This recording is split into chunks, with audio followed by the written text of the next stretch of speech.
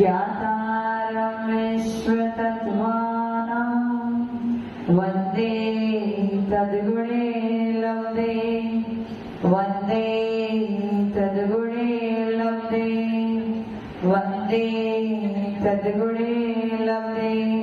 जो लोग पंच परमेश्वर भगवान की, देवादी देवादिनाथ भगवान की, अंतिम शासनपति महावीर स्वामी भगवान की, परम पूज्य अच्छे गुरुदेव श्री आदि सागर महावीर की विमल सागर सन्मति सागर जी महाराज की, जो लोग परम पूज्य अच्छे गुरुदेव श्री सुंदर सागर जी महाराज की, द्वादश शाम जिनवाणी माता की।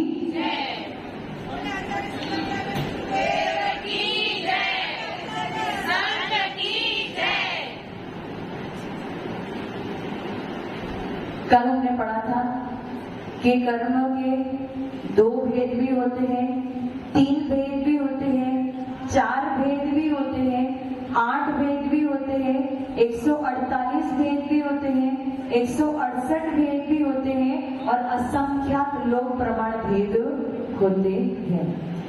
कल हमने 8 प्रकार के जो मूल प्रकृति, मूल यानी बेसिक कर्म 8 प्रकार के हैं, वो प्रारंभ कर दिए थे। और पहला प्रकार क्या था? ज्ञानावरणी कर्म। जो ज्ञान पे आवरण डाले उसे ज्ञानावरणी कर्म कहते हैं। और उसका स्वभाव कैसा है? वस्त्र जैसा। किसी वस्तु पे यदि वस्त्र को ढाक दो तो उस वस्तु का ज्ञान नहीं हो सकता है। उसी प्रकार से आपके पास ज्ञान तो है कि नहीं है? ज्ञानी हो या अज्ञानी हो? ज्ञानी हो या अज्ञानी हो? डॉक्टर साहब ज्ञानी हो अज्ञानी हो? ज्ञानी हो? ज्ञानी हो? हाँ रागिनी, ज्ञानी हो या अज्ञानी हो? ज्ञानी हो? हम तो सब अज्ञानी हैं, यहाँ बैठे हम सब अज्ञानी हैं, पक्का अज्ञानी है। अज्ञानी भी है, ज्ञानी भी है। केवल ज्ञान की अपेक्षा अज्ञानी है, लेकिन क्योंकि मति ज्ञान शुद्ध ज्ञान है इसलिए ज्ञानी भी है। जब अपेक्षाकृत बात करेंगे तो केवल ज्ञान की अपेक्षा, अगर केवल ज्ञान से हमारा कंपैरिजन करोगे तो हम कैसे हैं? अज्ञानी है। लेकिन केवल ज्ञान की शक्ति आपके पास है कि नहीं है? आपके अंतरंग में केवल ज्ञान बैठा हुआ है, लेकिन केवल ज्ञान पे क्या है? आवरण पड़ा हुआ है, इसलिए भी प्रकट रूप में केवल ज्ञान नहीं है। अच्छा, आपके पास अवधि ज्ञान है क्या? अवधि ज्ञान केवल ज्ञान है, अवधि ज्ञान नहीं है। केवल ज्ञान है और अवधि ज्ञान नहीं है, ऐसा है। आपके पास मति ज्ञान भी है, श्रुत ज्ञान भी है, अवधि ज्ञान भी है, मनपर ज्ञान भी है और केवल ज्ञान भी है, लेकिन इन सब पे क्या है? आवरण पड़ा है। केवल थोड़ा सा मति ज्ञान और थोड़ा सा श्रुत ज्ञान प्रकट रूप में, प्रकट यानी आपके पास अभी प्रत्यक्ष में मति ज्ञान और शुद्ध ज्ञान है, लेकिन अवधि ज्ञान, मनपर ज्ञान और केवल ज्ञान की सत्ता आपकी आत्मा में पड़ी है, लेकिन प्रकट आपने नहीं किया है। समझ में आ गया? इसका मतलब क्या हुआ? आपके पास अनंत ज्ञान की शक्ति है। आपके पास क्या है? अनंत। अरिहंतों के पास भी अनंत ज्ञान है, आपके पास भी अनंत ज्ञान है, लेकिन उन्होंने क्या कर दिया? प्रकट कर दिया। उन्होंने कर्म को हटा दिया और आपने क्या किया? अभी प्रकट नहीं किया है, केवल आपकी शक्ति में पड़ा है, सत्ता में पड़ा है। समझ में आ रहा है? समझ में आ रहा है? अरिहंत और आप में कोई फर्क है क्या? सिद्ध में और आप में कोई फर्क है? आत्मा की अपेक्षा देखो, शक्तियों की अपेक्षा तो देखो, तो कोई फर्क नहीं है। फर्क इतना है कि उन्होंने अपनी शक्तियों को प्रकट कर दिया है और आपने अभी शक्ति को प्रकट। अच्छा, आप में और हम में क्या फर्क है? आप में और हम में क्या फर्क है?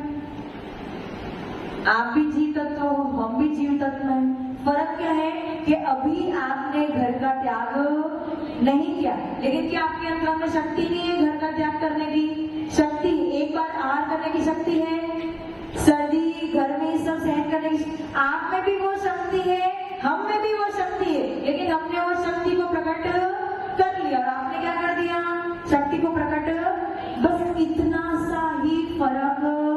है। जिस दिन उस शक्ति को प्रकट कर दोगे तो आपका स्थान कहां पे हो जाएगा, कहां पे आ जाएगा लविश जी?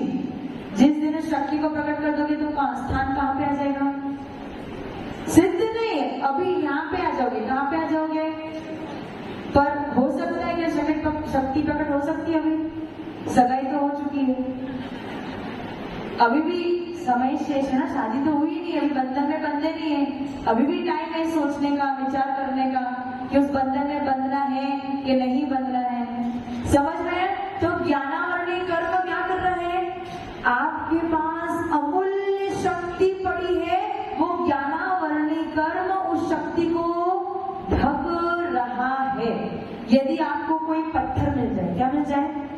पत्थर, और आपको पता चले कि उस पत्थर के अंदर सोना छुपा हुआ है। क्या छुपा हुआ है काजल आंटी? पत्थर मिल जाए और आपको पता चले कि उस पत्थर के अंदर सोना छुपा है, अब आप अगला स्टेप क्या होगा आपका? क्या होगा? पत्थर को तोड़ना, उस सोने को ढूंढना प्रारंभ कर दोगे, उस सोने में से मल निकालना प्रारंभ कर दोगे। उसी प्रकार से आज आपको पता चल गया है कि हमारे पास भी अनंत शक्ति है, लेकिन उस अनंत शक्ति पे कर्म रूपी पत्थर पड़ा हुआ है। तो अब आपका अगला स्टेप क्या होना चाहिए? अब आपका अगला स्टेप क्या होना चाहिए? उषा आंटी, सोने का अगर पाषाण मिल जाए और पता चले उसके अंदर सोना है तो आप क्या करोगे?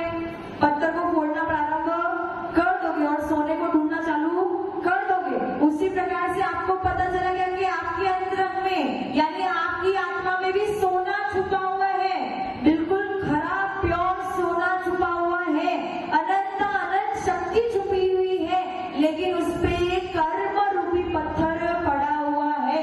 तो अब आपको क्या करना चाहिए? क्या करना चाहिए? कर्मों को अलग करना प्रारंभ कर देना चाहिए। और यदि अभी भी आप अपनी आत्मा को जागृत नहीं करते हो और कर्म को अलग करना प्रारंभ नहीं करते हो तो आप में और मूर्खों में कोई फर्क नहीं है। समझ में है? समझ में आया ना? तो ज्ञानावरणी कर्म क्या करता है? ज्ञान पे आवरण डालता है, जिसकी वजह से व्यक्ति को ज्ञान की प्रकटता नहीं हो पाती है। हमेशा ऐसी कंप्लेंट रहती है ना कि बहुत पढ़ते। आप लोग सब क्या कहते हो? आप लोग कहते हैं माता जी हम पढ़ते बहुत है, हर बार प्रवचन भी सुनते हैं, क्लास भी अटेंड करते हैं, लेकिन याद कुछ भी नहीं होता। क्यों याद नहीं होता? क्यों याद नहीं होता है? ज्ञानावरणी कर्म के उदय की वजह से वो कर्म इतना प्रभाव दिखा रहा है कि आपका ज्ञान प्रकट नहीं हो रहा है। लेकिन हम तो एक बार याद करके हमें याद हो जाता है। ऐसा क्यों? ऐसा क्यों? ऐसा क्यों? उसके पीछे कारण क्या है? आप लोग पुरुषार्थ तो कर रहे हो, 1 घंटा बैठे हो, सुबह भी 1 घंटा बैठते हो, दोपहर में भी 1 घंटा बैठते हो, पढ़ाई तो कर रहे हो, लेकिन क्लास में से बाहर निकलने के बाद क्या करते हो? क्या करते हो? पंचायती करते हो। क्या करते हो? पंचायत। और घर पे जाके क्या करेंगे? राग और द्वेष करेंगे। और जैसे ही आपने राग और द्वेष किया तो जितनी शक्ति आपने उस क्लास में बैठ के प्रकट की थी उतनी ही बाहर जाने पे वापस विनाश को प्राप्त। समझ में ना? इसलिए आप कितना भी कोशिश कर लो, जब तक आपका राग द्वेष की तीव्रता कम नहीं होगी तब तक आपका ज्ञानावरणी कर्म का शोषण बढ़ने वाला नहीं है। समझ में आया? समझ में है? ज्ञानावरणी कर्म का काम कैसा है? वस्त्र जैसा हुआ है, जैसे वस्त्र किसी वस्तु पे ढक दो उस वस्तु का ज्ञान नहीं होता, उसी प्रकार से आपकी आत्मा में जो ज्ञान बैठा है उस पे ज्ञानावरणी कर्म का आवरण पड़ा हुआ है, जिसकी वजह से आपका ज्ञान ऊपर नहीं आ रहा है। समझ में है? अब दूसरा भेद क्या था? दर्शनावरणी कर्म, दर्शन प्लस आवरण। जो आपके दर्शन गुण पे आवरण डाले उसे दर्शनावरणी कर्म कहते हैं। क्या? दर्शनावरणी कर्म कहते हैं। अच्छा, आपको पता है उपयोग का अर्थ क्या होता है? उपयोग का मतलब क्या होता है? हम कहते हैं ना, उपयोग लगा के पढ़ो, कॉन्सेंट्रेशन से पढ़ो, उपयोग लगा के काम करो। क्या करना उसका मतलब? मन लगा के पढ़ना कि उपयोग लगा के पढ़ना है? मन लगा के पढ़ना या उपयोग लगा के पढ़ना, दोनों में फेर है या सेम है? फेर है कि सेम है? अच्छा मुझे बताओ, मन किन किन इंद्रिय जीव के पास है? एक इंद्रिय के पास मन है, एक इंद्रिय के पास मन होता है। विनोद जी, विनोद जी, पंडित जी हो, एक इंद्रिय के पास मन होता है, दो इंद्रिय के पास, चींटी के पास, भौरे के पास, मच्छर के पास, सबके पास मन होता है। केवल पंचेंद्रिय में संगी जीवों के पास ही मन होता है। आपके पास मन है कि नहीं है? डॉक्टर साहब, मन है आपके पास? कहाँ है बताना? आप तो डॉक्टर हो, आप तो पूरे बॉडी में कौन सा पार्ट कहाँ पे सब जानते हो। हृदय, आपको पता है ना हृदय कहाँ पे है, तो मन कहाँ पे है? कभी डॉक्टरी पढ़ी तो मन मिला? नहीं मिला।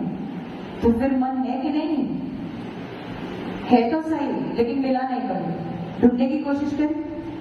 मन है, आपके शरीर में मन है। और कहाँ पे है? आपके जो हृदय है, जो आपका दिल है, उसी पे 8 पंखुड़ी के आकार का द्रव्य मन बैठा हुआ है। और जहां जहां आपका उपयोग जाएगा, वहां आपका भाव मन भी उत्पन्न हो जाएगा। इसका अर्थ क्या हुआ? यदि मेरे को यहाँ पे चोट लगी, कहाँ लगी? हाथ में चोट लगी, तो अब वो जो दर्द होगा तो मेरा उपयोग कहाँ जाएगा? आपका उपयोग कहाँ जाएगा? चोट, दर्द हो रहा है, दर्द हो रहा है, दर्द हो रहा है, उपयोग वहां जाएगा। और जहां उपयोग जाएगा बस वहीं पे मन भी चला जाएगा। समझ में? समझ में? जहां आपका उपयोग जाएगा वहां आपका मन, हम कहते हैं ना कि समय शिखर की यात्रा यहीं बैठे बैठे कर ली। हम क्या कहते हैं? समय शिखर की यात्रा हमने यहीं बैठे बैठे कर ली। तो आपने अपना उपयोग कहाँ लगाया? समय शिखर में। तो आपका मन भी वहीं पे चला गया। मन है अपने अंदर में, लेकिन उसका उपयोग कहाँ चला गया? वहीं पे समय शिखर में चला गया। तो जब उपयोग का अर्थ क्या हुआ? किसी भी वस्तु को ग्रहण करने का पुरुषार्थ। किसी वस्तु को अगर आपको जानना है तो पुरुषार्थ करना पड़ेगा कि नहीं करना पड़ेगा? करना पड़ेगा कि नहीं करना पड़ेगा? देखो, यदि मैं बोल रही हूँ और आपके आसपास में कोई व्यक्ति बोले, तो आप किसको सुनोगे? मुझे सुनोगे या उसको सुनोगे? किसको सुनोगे? लवेश जी, एक तरफ मेरा प्रवचन चल रहा है और आपके पास में डॉक्टर साहब आपको बुला रहे हैं, आपका उपयोग कहाँ जाएगा? मेरे तरफ रहेगा या डॉक्टर साहब की तरफ? हाँ, कुछ तो बोलो। दोनों तरफ। ऐसा हो सकता है क्या? क्या?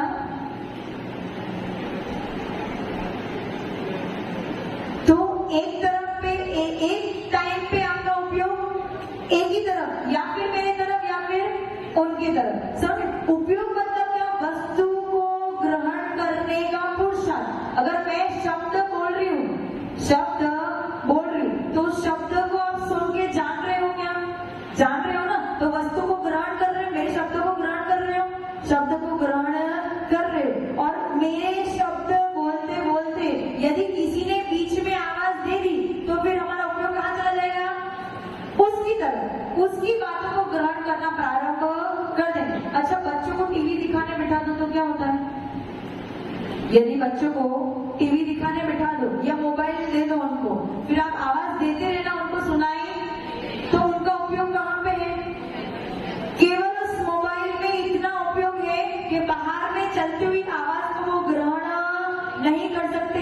मतलब उनका उपयोग कहाँ पे है? केवल मोबाइल में। उपयोग बाहर नहीं है। अब ये जो उपयोग है, उपयोग का मतलब क्या? वस्तु को ग्रहण करने का पुरुषार्थ। आप मोबाइल देख रहे हो तो भी आप उपयोग लगा रहे हो, टीवी देख रहे हो तो भी उपयोग लगा रहे हो, उपदेश सुन रहे हो तो भी उपयोग लगा रहे हो, यदि आप मूवी देख रहे हो तो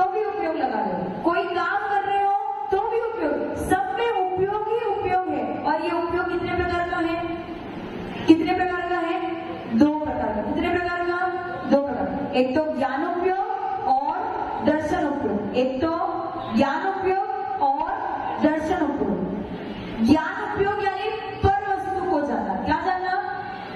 मेरे से बाहर जितनी वस्तुओं सबको जानना, मतलब ज्ञान उपयोग। कैमरे को जानना, ये पिलर को जानना, ये सभा को जानना, ये उपदेश को जानना, महाराज माता जी को जानना, आपके आसपास के लोगों को जानना, ये सब कुछ क्या है?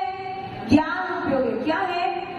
पर वस्तु को जानना ज्ञान उपयोग और स्व वस्तु को जानना दर्शन उपयोग। स्व वस्तु को जानना यानी दर्शन उपयोग। समझ में? समझ में आया क्या विनोद जी? समझ में आ रहा है? पर को जानना, पर को जानना ज्ञान उपयोग और स्व को जानना दर्शन उपयोग। पर को जानना ज्ञान उपयोग, स्व को जानना दर्शन उपयोग। अब क्रम क्या होता है? आपको जब भी ज्ञान होगा ना, आपको जब भी ज्ञान होगा दर्शन पूर्वक ही होगा। कैसा होगा?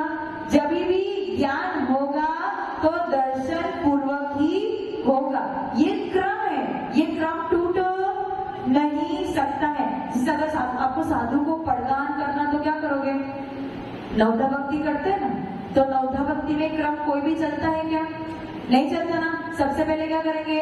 पड़गान करेंगे, फिर उच्चासन लेंगे, फिर पाठ प्रचलन करेंगे, पूजन करेंगे, नमोस्तु करेंगे, मन शुद्धि, वचन शुद्धि, काय शुद्धि और आर्जन शुद्धि। तो ये क्रम से चलेंगे या बिना क्रम से चलेगा? वैसे ही आपके जीवन में यदि आपको ज्ञान प्राप्त करना है तो बिना दर्शन के आप प्राप्त नहीं कर सकते हो। डॉक्टर साहब समझ में आया कि नहीं आया? डिफिकल्ट है थोड़ा सा? थोड़ा सा वापस रिपीट करूं क्या? रिपीट करूं? देखो, उपयोग का अर्थ क्या होता है? वस्तु को ग्रहण करने का जो पुरुषार्थ है उसे उपयोग कहते हैं। कोई भी वस्तु को आपको जानना है, मतलब आपको उपयोग तो बिना उपयोग के आप जान। यहाँ पे अगर मैं प्रवचन दे रही हूँ और बाहर से कितने भी ढोल बजा दे तो आपका उपयोग उसमें नहीं है, तो आप उस वस्तु को नहीं जान पाओगे। अब इस सभा के बाहर कोई व्यक्ति क्या कर रहा है, आप जान पा रहे हो क्या? क्योंकि आपका उपयोग कहाँ पे है? तो आपका पुरुषार्थ कहाँ पे है? यहाँ पे कि माता जी कौन से शब्द बोल रही है, आपका पुरुषार्थ उन शब्दों को ग्रहण करने में है। तो आपका उपयोग कहाँ पे लगा है? मेरे तरफ लगा है। ये उपयोग कितने प्रकार का है? 2 प्रकार का, दर्शन उपयोग और ज्ञान उपयोग। और क्रम क्या है? पहले क्या होता है? दर्शन उपयोग। पहले क्या होता है? दर्शन उपयोग और उसके बाद होता है ज्ञान उपयोग। पहले क्या होता है? दर्शन उपयोग, फिर होता है ज्ञान उपयोग। यदि आपको कोई बाह्य की वस्तु ग्रहण करना है तो पहले आपको अंतरंग में जाना पड़ेगा। क्या करना पड़ेगा? अंतरंग में जाना पड़ेगा। समझो आप मुझे अभी सुन रहे हो, आप मुझे सुन रहे हो, तो आपका उपयोग क्या है? मेरी तरफ। अब बीच में यदि आचार्य कुछ बोले तो आपका उपयोग कहाँ जाएगा? उनकी तरफ जाएगा कि नहीं जाएगा? तो यहाँ पे ज्ञान उपयोग था, फिर आपके अंतरंग में गया दर्शन उपयोग। आपके अंतरंग में यानी आपके अंदर, आपकी आत्मा में क्या गया? दर्शन उपयोग। और फिर आचार्य के पास गया ज्ञान उपयोग। समझ में आया? अब कुछ कुछ समझ में आया? कुछ कुछ समझ में आया? डॉक्टर साहब पढ़ा है ऐसा कुछ साइंस में? आपने ऐसा कुछ पढ़ा है? ज्ञान उपयोग, दर्शन उपयोग? कुछ नहीं पढ़ा है। ये तो केवल जैन साइंस में आपको प्राप्त होगा। ऐसा है, साइंस तो इसे पकड़ ही नहीं सकता, इतना सूक्ष्म है। आज तक आपने दर्शन उपयोग के बारे में सुना क्या? नहीं सुना ना, क्योंकि आपने कभी पकड़ा ही नहीं है, समझा ही नहीं। और अब मैंने आपको समझा दिया तो भी आप इसे पकड़ नहीं सकते हो। देखो, मैं बोल रही हूँ और आप लिख भी रहे हो, ठीक है? तो पहले मेरी तरफ ज्ञान उपयोग था, मुझे सुन रहे थे ना, सुनते सुनते आपको लिखने की याद आई तो आप लिखने बैठे, लेकिन बीच में आपका उपयोग आपके अंतरंग में भी गया था। और जब वो अंतरंग में गया था वो था दर्शन उपयोग। वो क्या था? दर्शन उपयोग। समझ में आया? कुछ कुछ समझ में आया? समझ में आया? ज्ञान उपयोग के पहले क्या होगा?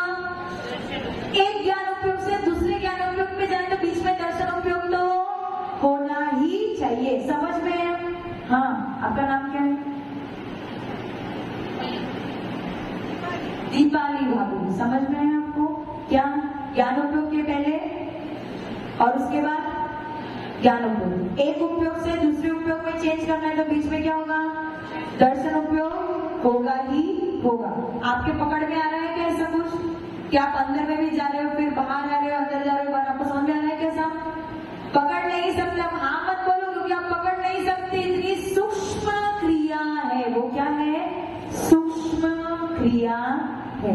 यदि वो जो बाहर के मसाले नहीं आते, पाव भाजी वाले मसाले, पाव भाजी वाले मसाले आते हैं ना, तेज बिल्कुल स्पाइसी होते हैं, उसमें कितने प्रकार के मसाले डले होते हैं? बहुत सारे। और आप जब पाव भाजी खाओगे तो आपको टेस्ट किसका आएगा? आप बता पाओगे कौन से मसाले का टेस्ट आ रहा है? वो आप नहीं बता सकते हैं, क्योंकि आप इतनी सूक्ष्म वस्तु को जान नहीं सकते हैं। उसी प्रकार से आप अपने दर्शन उपयोग को पकड़ नहीं सकते हैं। लेकिन क्योंकि जिनेंद्र भगवान ने देखा है, इसलिए प्रक्रिया इसी प्रकार से चलती है। समझ में आ गया? अब इस जो दर्शन है ना, ज्ञान दर्शन के बिना, जब भी ज्ञान होगा तो दर्शन पूर्वक ही होगा। तो दर्शन पे आवरण डालने वाला कौन है? दर्शनावरणी कर्म। अब मैंने कल क्या बताया था? दर्शनावरणी कर्म का स्वभाव कैसा है? द्वारपाल जैसा। द्वारपाल यानी जो दरवाजे पे खड़ा रहता है ना, अगर अंदर राजा बैठा हो और वो दरवाजे पे खड़ा और आपको अंदर में जाना, तो जाने देगा क्या? नहीं जाने देगा। उसी प्रकार से मैंने क्या बोला? दर्शन उपयोग का काम क्या है? अंदर जाना। दर्शन उपयोग का काम क्या है? अंदर जाना। तो ये दर्शनावरणी कर्म जो है, ऐसा आवरण डालता है कि आप अंदर नहीं जा पाते हो। इसलिए दर्शनावरणी कर्म का काम कैसा है? द्वारपाल जैसा। द्वारपाल राजा के दर्शन नहीं करने देता। और आपका राजा कौन है? आपका राजा कौन है? हाँ जैनब, तुम्हारा राजा कौन है? कौन है तुम्हारा राजा? भगवान। कौन से भगवान? आदिनाथ भगवान, शांतिनाथ भगवान, महावीर स्वामी भगवान? कौन से भगवान? श्रेयांशनाथ भगवान। तुम्हारे राजा कौन है? श्रेयांशनाथ भगवान है क्या? नहीं, मेरे राजा मेरे स्वयं की आत्मा है। और जैसे द्वारपाल राजा के दर्शन नहीं करने देता, उसी प्रकार से दर्शनावरणी कर्म मेरे राजा के दर्शन नहीं करने देता। मेरे राजा का मतलब मेरी आत्मा के दर्शन नहीं करने देता। समझ में आया? अब कुछ कुछ समझ में आया? हाँ दीपाली आंटी, समझ में है? तो हाँ तो बोलो, कंफ्यूज दिख रहे हो। उपयोग कितने प्रकार का? उपयोग का अर्थ क्या है? वस्तु को ग्रहण करने का पुरुषार्थ को उपयोग कहते हैं। वो कितने प्रकार का है? कौन सा? ज्ञान उपयोग और दर्शन उपयोग। ज्ञान उपयोग किसको जानता है? पर को जानता है। ज्ञान उपयोग किसको जानता है? पर को जानता है। ये शरीर पर है या स्व है? स्व है। पर है कि स्व है? शरीर तो मेरा है। शरीर मेरा ही है ना कि आपका है? शरीर पर है या स्व है? डिसाइड कर लो, पर या स्व। कोई स्व कह रहा है, कोई पर कह रहा है। हाँ कुशलता जी, स्व है। जैनब, शरीर पर है या स्व है? तुम्हारा शरीर नहीं है तो स्व ही तो हुआ कि पर किसी और का है? किसी और का नहीं है, तुम्हारा। ये शरीर पर है क्योंकि ये शरीर पुद्गल का है। और मैं क्या हूँ? मैं जीव तत्व हूँ। ये कपड़े भी पर है, ये पीछे भी पर है, कपड़न भी पर है, सब कुछ पर है। केवल मेरी आत्मा और आत्मा के अंदर बैठे हुए गुण ही मेरे स्व है। तो ज्ञान उपयोग किसको जानता है? यदि शरीर को भी जानता है तो भी वो पर को जान रहा है। पर को जानना ज्ञान उपयोग। दिनेश जी को जानना उषा आंटी, दिनेश जी को जानना, पर को जानना यानी ज्ञान उपयोग, और स्व को जानना, आपके अंदर में बैठी हुई आत्मा को जानना यानी दर्शन उपयोग। समझ में आया? कुछ उपयोग दो प्रकार का, ज्ञान उपयोग और दर्शन। आंटी समझ में आया ना? पर को जानना ज्ञान उपयोग, स्व को जानना दर्शन उपयोग। और ज्ञान उपयोग दर्शन उपयोग के बिना आपको जब भी ज्ञान होगा दर्शन पूर्वक ही होगा। अब जब आप क्रम बदलते हो ना उपयोग का, वापस वही एग्जाम्पल आपको सुनाऊंगी। मैं आपको उपदेश दे रही थी, आपका ध्यान कहाँ था, उपयोग कहाँ था? मेरे तरफ। उपयोग कहाँ था? मेरे तरफ। और उसमें मैंने ऐसा कुछ बोला कि आपको लिखने की इच्छा हो गई, तो आपने उपयोग मुझसे हटा के कहाँ पे डाला? नोटबुक में डाला। कहाँ डाला? नोटबुक में। लेकिन बीच में उपयोग कहाँ डाला? अपने अंतरंग में डाला। उसके बाद वो नोटबुक में गया। समझ में आया? इसी प्रकार से प्रोसेस चलता है। समझ में आया? ये आप समझ आपके ज्ञान में झलकेगा। आप चाहो तो भी नहीं पकड़ पाओगे कि कब मैं अंदर जाता हूँ, कब बाहर आता हूँ, लेकिन ऐसा होता है। क्यों होता है? क्योंकि जिनेंद्र भगवान ने देखा हुआ है, इसलिए। समझ में आया? तो दर्शन उपयोग का काम है खुद के राजा के दर्शन करना, और दर्शनावरणी कर्म खुद के राजा के दर्शन नहीं करने देता है। जैसे द्वारपाल किसी राजा के दर्शन नहीं करने देता, वैसे ही दर्शनावरणी कर्म अपने अंतर में बैठे हुए राजा के दर्शन नहीं करने देता है। और दर्शनावरणी कर्म भारी पड़ेगा तो फिर ज्ञानावरणी कर्म भी भारी। तो फिर ज्ञान कब होगा? जब आपको दर्शन होगा। समझ में आया? समझ में? ये क्रम केवल आपके लिए है कि जब आप अरिहंत और सिद्ध बन जाओगे ना, जब आप अरिहंत और सिद्ध बन जाओगे तो आपका दोनों उपयोग साथ में काम करेंगे। कौन से? दर्शन उपयोग और ज्ञान उपयोग दोनों एक साथ में। अभी आपके कैसे काम करेंगे? क्रम से। पहले दर्शन उपयोग, फिर ज्ञान उपयोग, फिर दर्शन उपयोग, फिर ज्ञान उपयोग। लेकिन अरिहंत और सिद्ध की क्या विशेषता है? उनके दोनों उपयोग युगपत काम करते हैं। ये विशेष बात है। उनमें ऐसी शक्ति है जो उन्होंने प्रकट कर दी है, जिसकी वजह से उनके दोनों उपयोग एक साथ काम कर रहे हैं। अच्छा, अरिहंत विश्व की सारी वस्तुओं को जानते हैं, विश्व की सारी वस्तुओं को जानते हैं। आदिनाथ भगवान है, महावीर भगवान है, नेमिनाथ भगवान है, सब विश्व की सारी वस्तु को जानते हैं कि नहीं जानते हैं? जानते हैं। एक के बाद एक जानते हैं, युगपत जानते हैं। एक के बाद मैं आपको एक साथ देख सकती हूँ क्या? पहले मैं यहाँ पे देखूंगी, फिर यहाँ पे देखूंगी, फिर वहां पे देखूंगी, तो क्रम से देख रहे, क्रम से जान रहे। लेकिन अरिहंत परमेष्ठी और सिद्ध परमेष्ठी को क्रम लगाना पड़ेगा क्या? वो तो अपनी आत्मा के द्वारा सबको, सारी वस्तुओं को, अनंत पर्याय को युगपत एक साथ देखते और जानते हैं। इसलिए उनके दोनों उपयोग एक साथ काम कर रहे हैं। लेकिन आपके अंदर में ऐसी शक्ति अभी नहीं है। इसलिए पहले आपके क्या होता है? दर्शन उपयोग होता है। उसके बाद क्या होता है? ज्ञान उपयोग होता है। समझ में आया? किसी को प्रश्न पूछना है?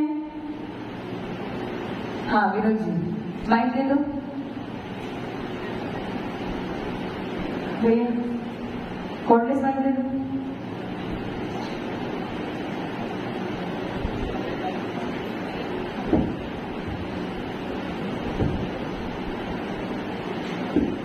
नमस्ते वंदे मातरम। अभी आपने बताया कि पर, जैसे साड़ी है वो भी पर है, इच्छी है वो भी पर है। तो एक देवशास्त्र गुरु की पूजा आती है कि उज्जवल हो कुंद धवल हो, पर से न लगा हो किंचित भी। तो वो श्रावक जब पूजा करा तो उसने धोती दुपट्टा पहना है, वो भी पर हुआ। और श्राविका है तो उसने साड़ी पहनी, वो भी पर हुई। तो उस कवि का इसमें क्या अभिप्राय रहा? वहाँ पे अभिप्राय ये है कि आप भावना भा रहे हो कि पर से मैं बिल्कुल भी लिप्त ना हो। अभी संसार में हूँ, मेरे पास शरीर है, मेरे पास कपड़ा लता है, सब कुछ है, लेकिन मेरी परिणति ऐसी बने कि संसार में रहते रहते भी जैसे आप भी संसार में रहे थे लेकिन लिप्त नहीं हुए थे, और इसी प्रकार से अपने वैराग्य उत्पन्न करके आपने सारी पर वस्तुओं को अपने आप से दूर कर दिया। जो साधु बने हैं, निर्ग्रंथ मुनिराज बने, उन्होंने सारी पर वस्तु त्याग कर दिया। केवल क्या बचा है उनके पास? ये निर्ग्रंथ भेष बचा है। और अभी निर्ग्रंथ भेष को अलग कर सकते हैं क्या? ये पर है, ये पर है कि नहीं है? शरीर अपना है या पर का है? पर का ही है, क्योंकि पुद्गल का है, जीव का नहीं है। लेकिन उससे वो अलग हो सकते हैं क्या? अभी जब तक मरण नहीं होगा तब तक शरीर अलग होने वाला नहीं। लेकिन फिर भी उनको अपने शरीर के प्रति आसक्ति नहीं है। संसार में रहते हुए भी संसारी वस्तु से आसक्ति नहीं करना, इसी का अर्थ है पर से लिप्त नहीं होना। समझ में? किसी को प्रश्न पूछना है? ऐसा तो नहीं कि समझ में ही नहीं है ऐसे प्रश्न में पूछ रहे। हाँ, वो दादाजी पूछ रहे प्रश्न।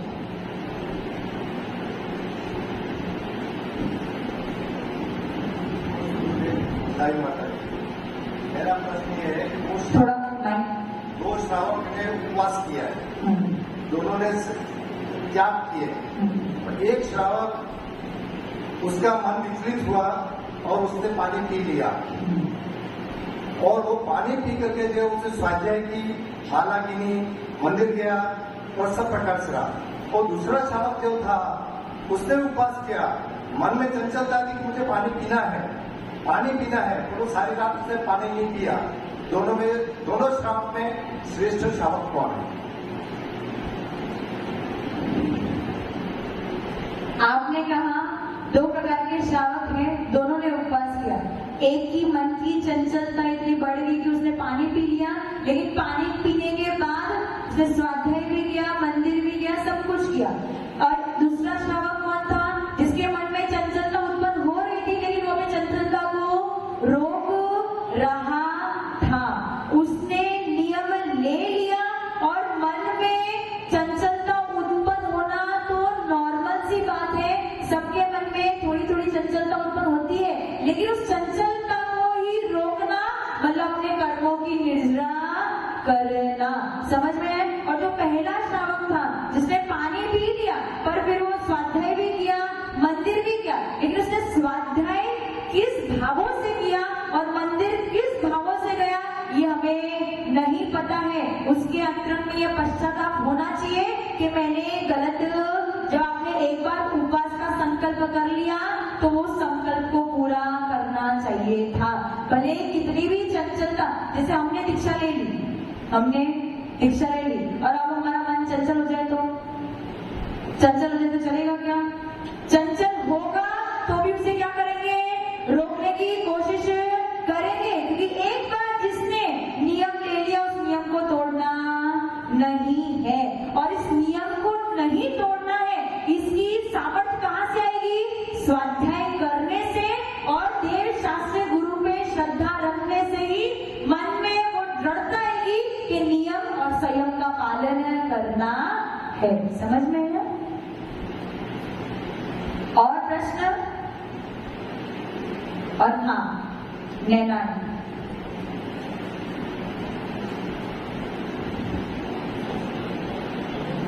दादाजी आप बच्चों को दे दो, वो फास्ट भागते हैं।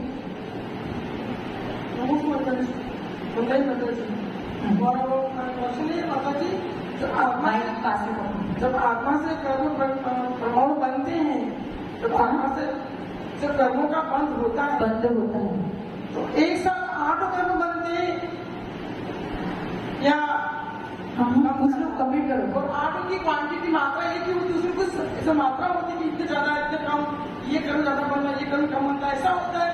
8 समान मात्रा में बनते हैं या 8 एक साथ बनते हैं? बहुत ही अच्छा प्रश्न है नैना आंटी का। वो क्या पूछ रही है कि यदि आत्मा से कर्म बंध को प्राप्त होते हैं, और अपने पास कितने प्रकार है? 8 प्रकार है। क्या 8 प्रकार के कर्म एक साथ बनते हैं? कितनी क्वांटिटी में बनते हैं? क्या इक्वल डिवाइड होता है? क्या होता है? तो ये इन्होंने है ना, हम जिस टॉपिक पे बोलते हैं उसके बहुत आगे वाले टॉपिक की बात कर ली है, लेकिन फिर भी मैं आपको एकदम सिंपल वे में थोड़ा सा उत्तर दे दूंगी कि आपको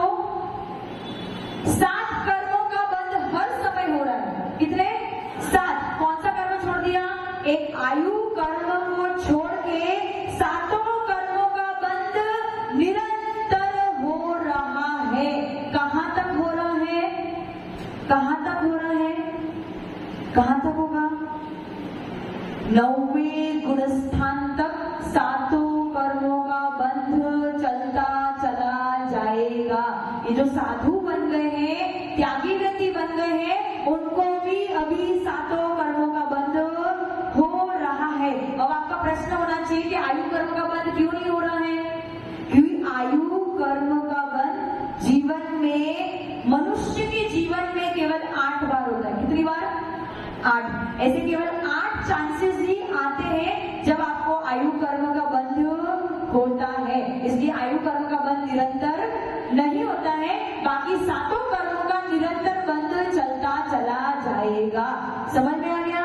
समझ में आ गया? और दूसरा प्रश्न क्या था कि जितनी क्वांटिटी आपने ग्रहण करी है, कर्मों की जितनी क्वांटिटी आपने ग्रहण करी है, क्या उसका इक्वल डिवाइडेशन होगा? तो ऐसा नहीं है। इसमें भी क्रम है। सबसे ज्यादा वेदनियों को मिलता है, उससे कम कुछ को मिलता है, उससे कम कुछ को मिलता है। ऐसे करते करते क्रम वाइज उनकी क्वांटिटी डिवाइड होती है। समझ में है? तो ऐसा नहीं है कि सब कर्मों को इक्वल बांट दिया जाएगा। सबकी अपनी अपनी रेशियो है। सबसे ज्यादा किसी को मिलता है, उससे कम किसी को मिलता है, उससे कम। समझ में आ गया? ठीक है, हो गया। ज्ञानावली पूरा। हाँ, माइंड दे दो।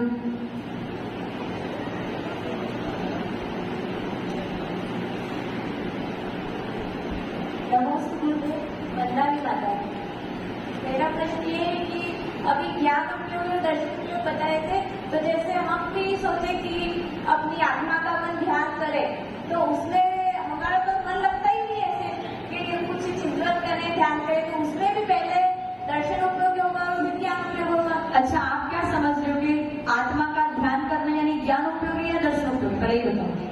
आत्मा का ध्यान करना ज्ञान उपयोगी है या दर्शन उपयोग है? दर्शन उपयोग। मैंने आपको क्या बताया? दर्शन उपयोग आप पकड़ भी नहीं सकते। तो आत्मा का ध्यान करना, आप आत्मा का चिंतन कर रहे हो, उसमें शब्दों का उपयोग कर रहे हो। मेरी आत्मा ऐसी है, मेरी आत्मा ज्ञान से केवल ज्ञान स्वभावी है, मेरी आत्मा अविनाशी है, इसमें शब्दों का उपयोग कर रहे हो। और जब शब्द का उपयोग कर रहे हो या आत्मा का अनुभव, तभी भी वो ज्ञान उपयोगी है। दर्शन उपयोग इतना सूक्ष्म है कि आप पकड़ नहीं सकते हैं। अब आपका प्रश्न ये है कि ज्ञान, आत्मा का ध्यान करते करते मन उसमें नहीं लगता, उसका मतलब आपका ज्ञान उपयोग इधर उधर भटक रहा है। मतलब आत्मा के बारे में 1 मिनट विचार किया, फिर चला गया, अरे उस बच्चे ने कुछ खाना नहीं खाया, उसको खाना खिलाया, तो ज्ञान उपयोग कहाँ चला गया? वहां चला गया। तो आत्मा से कहाँ चला गया? वहां। लेकिन उस बीच में दर्शन उपयोग हो गया, इसको आप समझ नहीं पाए। समझ में आ गया? आत्मा का ध्यान करना दर्शन उपयोग नहीं है, आत्मा का ध्यान करना भी ज्ञान उपयोगी है। दर्शन उपयोग की केवल परिभाषा लिख दो, क्योंकि आपको दर्शन उपयोग पकड़ में नहीं आएगा। समझ में आ गया? है? समझ में आ गया? ज्ञानावरणी कर्म और दर्शनावरणी कर्म 2 कर्म पूरे हो गए। कल आगे के कर्म पढ़ेंगे। 8:10 हो चुके हैं, हमें गुरुदेव को सुनना है। एक बार सरस्वती माता के चरणों में जाप करेंगे, इस भावना के साथ में कि हम रोज नई नई वस्तुएं पढ़ रहे हैं जिसके बारे में आज तक हमने जाना नहीं है। हो सकता है हमारे लिए कठिन हो, लेकिन इम्पॉसिबल नहीं है, उसे पॉसिबल करेंगे। सबको नमो नमः बोलना है। ओम प्रेम भगवादिनी द्वादशांगिनी हंसिगामिनी वीणवादिनी शुद्धात्मिका सारे बताई सरस्वतीभ्यो सरस्वतीभ्यो सरस्वतीभ्यो। जीवन द्वादशांगिनी माता की आचार्य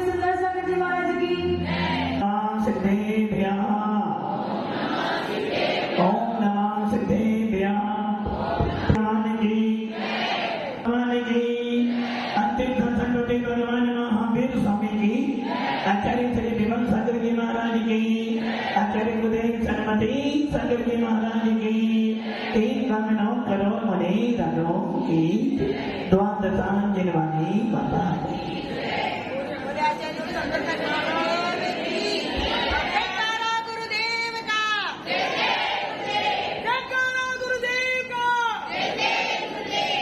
अभी आप सुन रहे थे कर्म सिद्धांत, और कर्म सिद्धांत में पढ़ रहे थे कि कर्म एक प्रकार का, दो प्रकार का, तीन प्रकार का, चार प्रकार का, 8 प्रकार का, 148, 168 और असंख्यात लोग प्रमाण कर्म होते हैं। और ये पढ़ते पढ़ते बीच में बात आ गई मन की। मन कितने होते हैं? मन कितने होते हैं उषा जी? एक मन आपका और एक मन तो आपके पास और एक मन कहां पर? दिलीप जी के पास। कितने मन हैं? एक। डॉक्टर साहब मन 2 हैं। मन 2 हैं, एक द्रव्य मन और एक भाव मन। जिस मन की यहाँ चर्चा की जा रही है उस मन को ना तो डॉक्टर पकड़ सकता है और ना ही कोई साइंस पकड़ सकता है। इन दोनों मन को पकड़ने वाले अवधि ज्ञानी, मने परे ज्ञानी या केवल ज्ञानी होते हैं। या जो व्यक्ति जैन शास्त्रों को पढ़ लेते हैं वो समझ जाते हैं कि मन 2 प्रकार का है, जिसमें कि भाव मन है और एक द्रव्य मन। द्रव्य मन मतलब हृदय स्थल पर आंखों पांगना कर्म के उदय होने पर कम 8 पाखुड़ी वाले कमल का जैसा आकार होता है वैसा आकार हमारे हृदय स्तर पर होता है, उसे द्रव्य मन कहते हैं, जो पुद्गल है। और एक होता है भाव मन। भाव मन मतलब जो हित अहित का विचार करता है, जो सोचता है कि करूं या ना करूं, इसे कहते हैं भाव मन।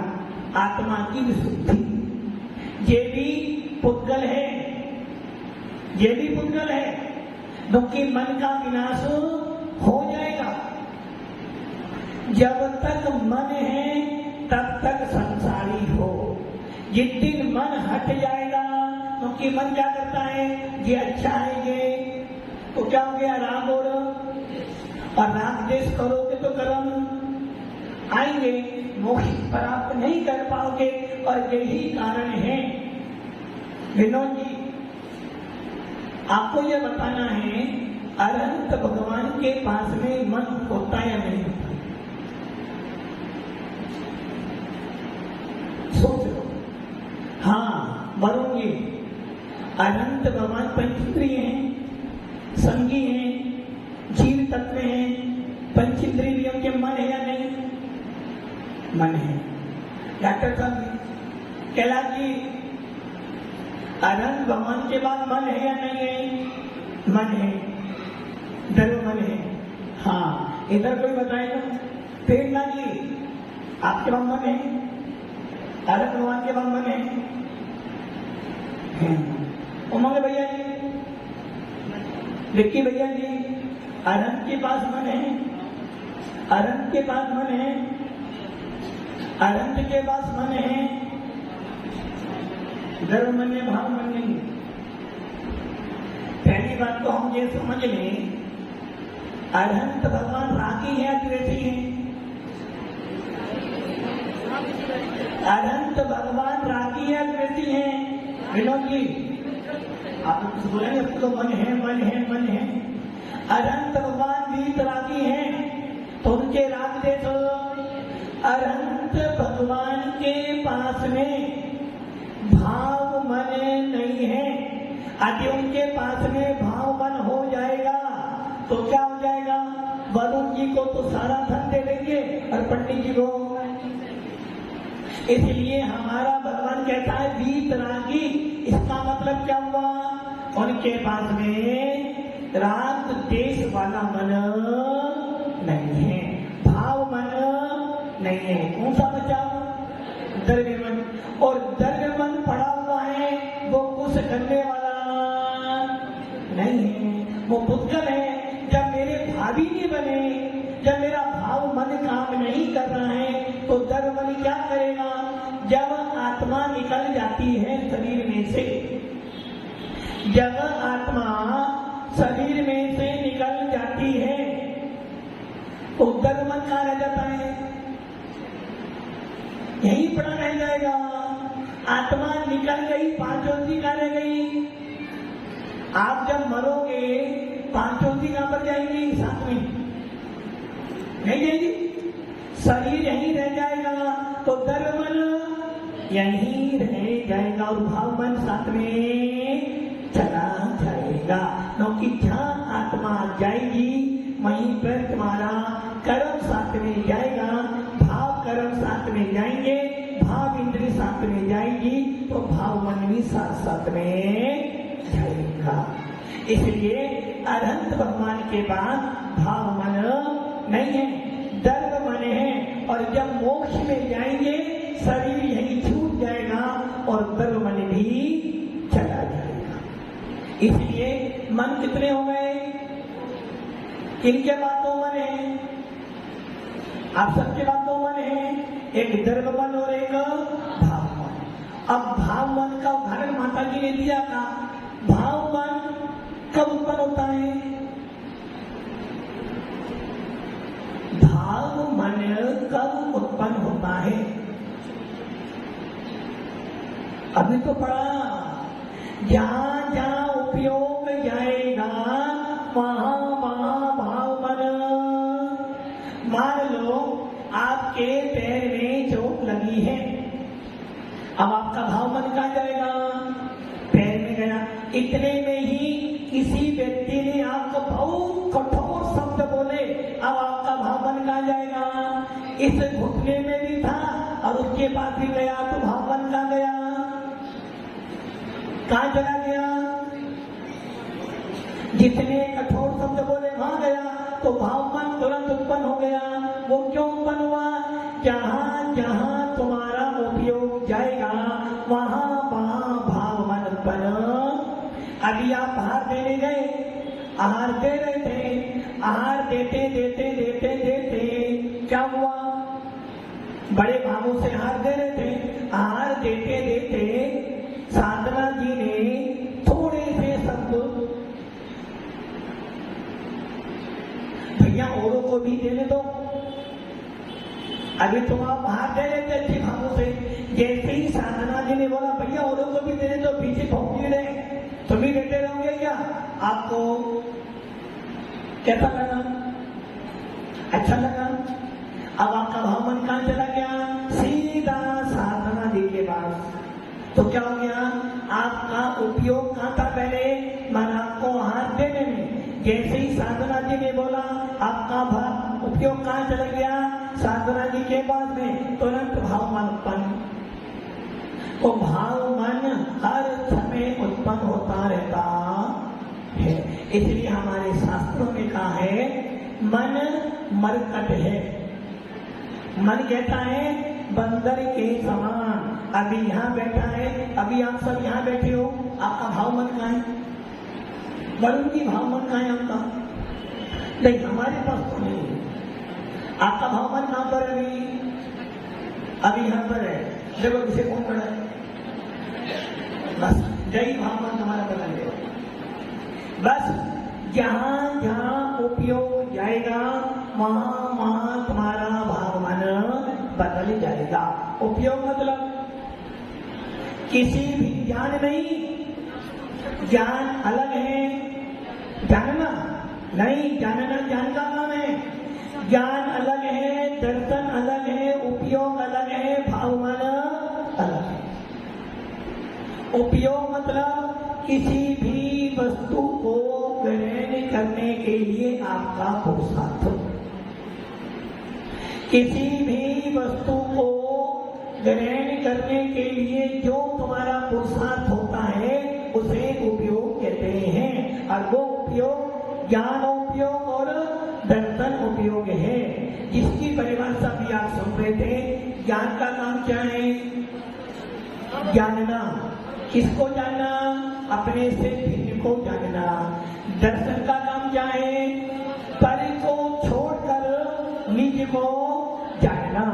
इसलिए जब कभी भी आत्मा का ध्यान किया जाता है तो वो ज्ञानोपयोगी होता है, किंतु आत्मा का ध्यान करने से पहले दर्शन उपयोग होगा ही होगा। अभी पंडित जी ने पूजा की पंक्ति बोली थी और शायद पंडित जी पूरी बात नहीं बोल पाए, मैं बोल देता हूँ। पंडित जी का सवाल ये था कि आजकल कुछ साधु लोग, कुछ श्रावक लोग देव सतगुरु की पूजा केवल रवि किरणों वाली पंडित जुगल किशोर जी करते हैं, और उस पूजा में जो अभी बोला था ना, धवल हो उज्जवल हो पर से मेरा कोई, ये पूजा की पंक्तियां गलत हैं, ऐसी पूजा नहीं करनी चाहिए। अब मेरा पंडित जी से सवाल है, समय सार गलत है? नहीं है। समय सार कहता है परमाणु मात्र भी तेरा। विनोद जी, परमाणु मात्र भी मैडम बैठी तुम्हारी नहीं है। विनोद जी, मैडम आपकी नहीं है आपकी? आपकी है। देखो घर जाना है अभी आप। मैडम आपकी है, बच्चा बेटी आपकी है। अच्छा बेटी आपकी, मैडम आपकी नहीं है। मैडम भी है। आचार्य कौन स्वामी समय सार में कह रहे हैं परमाणु मात्र भी, परमाणु के बराबर भी पर वस्तु तेरी। फिर बताओ, और पूजा में क्या कह रहे हैं? धवल हो उज्जवल हो पर से मेरा किंचित भी संबंध। आया अकेला जाना अकेला, ढूंढ ले ठिकाना चेतन ढूंढ ले ठिकाना। सब कुछ तो जाना निज को न जाना, कैसा ज्ञान धारी तूने अपना पहचान। हाँ शरीर आपका है। जो समय सार पढ़ते हैं, जो अध्यात्म पढ़ते हैं, वो यही कहेंगे मेरा परमाणु मात्र भी मेरा नहीं है, ये शरीर पुद्गल है, मैं तो मात्र शुद्ध चैतन्य स्वरूप आत्मा। इन्हीं भावों को लेकर पूजा की जाती है, इन्हीं भावों को लेकर स्वाध्याय किया जाता है, इन्हीं भावों से उपसर्ग परिचय किए जाते हैं। इसलिए निश्चय से परमाणु मात्र भी मेरा, इसलिए ये पूजा की पंक्ति वास्तव में एकदम निश्चय से मेरा कुछ भी व्यवहार से पूजा करने आया हूँ, और उसमें यही लिखा है निश्चय से। तो फिर भी भगवान ये अच्छा आपको चढ़ाने आया हूँ, किंतु इसका मतलब ये नहीं कि अच्छा चढ़ाने से मुझे मेरा मन उज्जवल हो जाएगा, ये तो निमित्त मात्र है। इनके आलम्बन को लेकर अंतरंग की विशुद्धि को बढ़ाऊंगा, इसलिए ये पूजा गलत। नंबर दूसरा सवाल वो आया था कि दो भैयाओं ने, दो श्रावक ने पानी पिया, एक ने नियम तोड़ दिया, एक ने नियम तोड़ने के बाद भी पानी पी लिया, स्वाध्याय क्या लेकिन नियम नहीं तोड़ा। एक ध्यान रखना, मुनिराज दादाजी एक मुनिराज हैं, आपने उनको एक बार हार करवा दिया है। अब शाम को मुनिराज को डॉक्टर ने कह दिया इनको पानी पिलाना ही पड़ेगा वरना ये मर जाएंगे। वो तो क्या करोगे? पानी पिलाओगे? पानी पिलाओगे?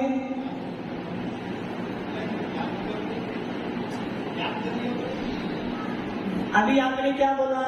दो श्रावक थे, एक श्रावक ने पानी पी लिया, उसने स्वाध्याय किया, मंदिर भी गया, और जिसने पानी नहीं पिया वो चिल्ला भी रहा है, रो भी रहा है, वेदना भी सहन कर रहा है, मर जाऊंगा पानी तो नहीं पीऊंगा।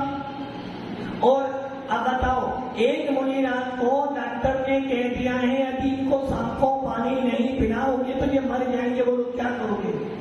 बेचैनी भी हो रही है।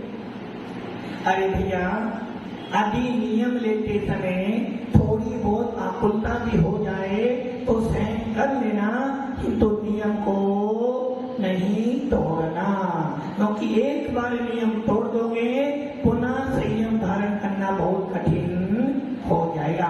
थोड़ी सी आकुलता कर कर भी यदि नियम बनता है तो नियम का पालन करना।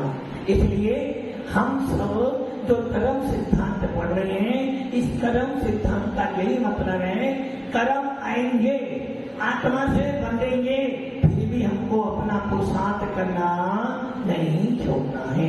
यही है कर्म सिद्धांत। तो आज घर जाना, अपने मन को टटोलना और अपना उपयोग स्थिर करना, ताकि आपका मोक्ष मार्ग प्रशस्त हो। ओम नमः शिवाय।